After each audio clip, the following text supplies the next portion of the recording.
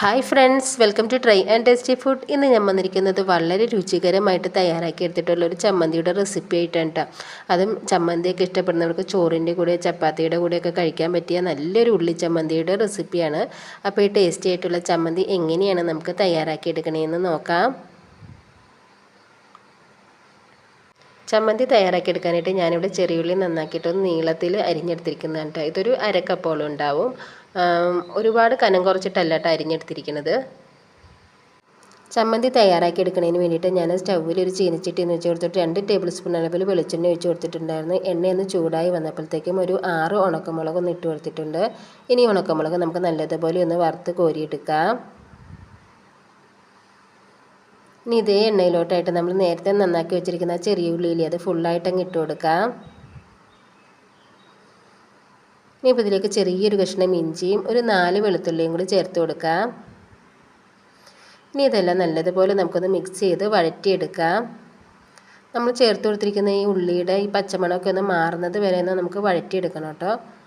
നല്ലതുപോലെ നമുക്കത് മൊരിഞ്ഞ് കിട്ടേണ്ട ആവശ്യമൊന്നുമില്ല, എന്നാൽ നല്ല രീതിയിൽ തന്നെ ഇതൊന്ന് കുക്കായി കിട്ടണം. അല്ലെങ്കിൽ നമ്മൾ ചമ്മന്തി തയ്യാറാക്കി എടുക്കുമ്പോഴത്തേക്കും ഈ ഉള്ളിയുടെ ഒരു പച്ചച്ചൊവ ഉണ്ടാവുമല്ലോ, അതായിരിക്കും കേട്ടോ ചമ്മന്തിയിൽ കൂടുതലായിട്ട് ഇങ്ങനെ മുന്നിട്ട് നിൽക്കണം. അതൊന്ന് മാറി കിട്ടുന്നതിന് വേണ്ടിയിട്ടാണ് നല്ല രീതിയിൽ തന്നെ ഇത് നമുക്കൊന്ന് വഴറ്റിയെടുക്കേണ്ടത്.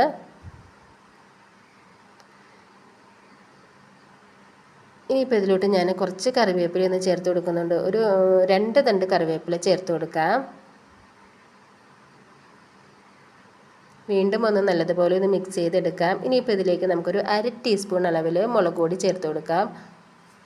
മുളക് പൊടിയുടെ അളവ് കൂടുതൽ ചേർക്കേണ്ട കേട്ടോ, കാരണം നമ്മൾ ഉണക്കമുളക് വറുത്തതും കൂടി ചേർത്ത് കൊടുത്തിട്ടാണ് ചമ്മന്തി തയ്യാറാക്കി എടുക്കുന്നത്.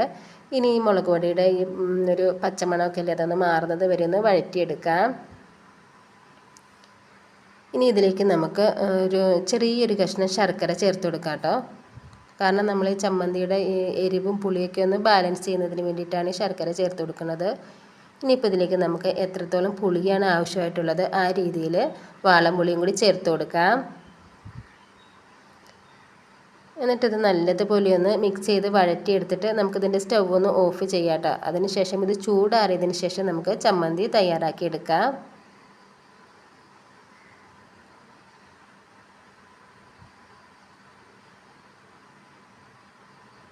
ഉള്ളിയുടെ ചൂടൊക്കെ ഒന്ന് മാറിയിട്ടുണ്ട് കേട്ടോ. ഇനിയിപ്പോൾ നമുക്കൊരു മിക്സിയുടെ ചെറിയ ജാറിലോട്ടായിട്ട് ഇതൊന്ന് ഇട്ട് കൊടുക്കാം.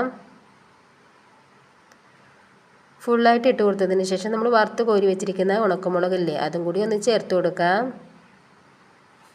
അതിനുശേഷം ഒരു 1/2 ടീസ്പൂൺ അളവിൽ ഉപ്പും കൂടി ചേർത്ത് കൊടുത്തിട്ട് നമുക്കിതൊന്ന് അടിച്ചെടുക്കാം കേട്ടോ. പേസ്റ്റ് രൂപത്തിൽ അരച്ചെടുക്കരുത്, 1-2 തവണ ഇതൊന്ന് അടിച്ചെടുക്കാവുള്ളൂ കേട്ടോ.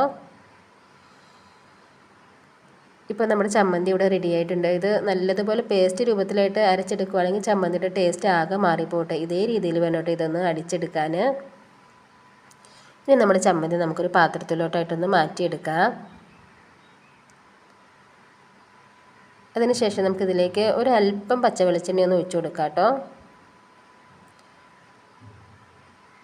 എണ്ണയും കൂടി ഒഴിച്ച് കൊടുത്തതിന് ശേഷം ഇത് നല്ല രീതിയിൽ തന്നെ നമുക്ക് മിക്സ് ചെയ്തെടുക്കാം.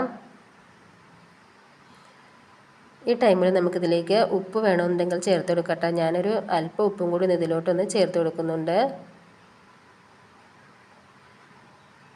ഇപ്പം നമ്മുടെ നല്ല അടിപൊളിയായിട്ട് തയ്യാറാക്കി എടുത്തിരിക്കുന്ന ഉള്ളിച്ചമ്മന്തി ഇവിടെ റെഡി ആയിട്ടുണ്ട് കേട്ടോ. അപ്പോൾ എൻ്റെ വീഡിയോ ഇഷ്ടമായിട്ടുണ്ടെങ്കിൽ try and tasty food channel ഒന്ന് സബ്സ്ക്രൈബ് ചെയ്തിട്ടൊന്ന് സപ്പോർട്ടും കൂടി ചെയ്യാം കേട്ടോ. അതിൻ്റെ കൂടെ ലൈക്ക് ചെയ്യുകയും ഷെയർ ചെയ്യുകയും നിങ്ങളുടെ അഭിപ്രായങ്ങൾ അറിയിക്കുകയും കൂടി ചെയ്യണേ.